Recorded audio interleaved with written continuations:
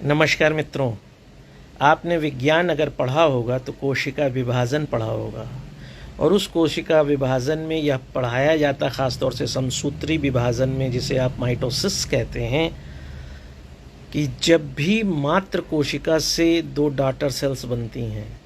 कहने का तात्पर्य यह है कि जब भी एक कोशिका को यह लगता है कि वह विकिरण, तापमान, दूसरी मेटाबॉलिक फंक्शन के कारण अपने अस्तित्व को बचा कर नहीं रख सकेगी, तो वह तत्काल अपने को दो भागों में विभाजित कर लेती है।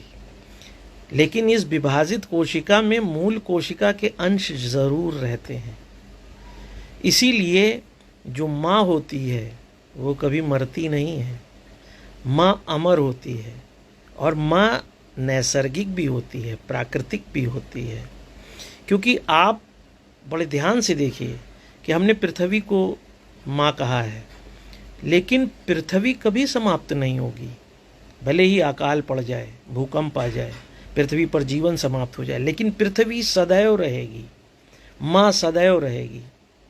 लेकिन उस माँ के सापेक्ष ही हम किसी को पिता कहते हैं, क्योंकि जैसे पृथ्वी के सापेक्ष जो हमें ऊपर दिखाई देता है हम उसे आसमान कहते हैं, जबकि आसमान जैसा कुछ है ही नहीं। चूंकि पृथ्वी को हमने माँ कहा है तो उसके सापेक्ष जो हमें ऊपर अंतरिक्ष दिखाई दे रहा है हम उसे पिता कहते हैं।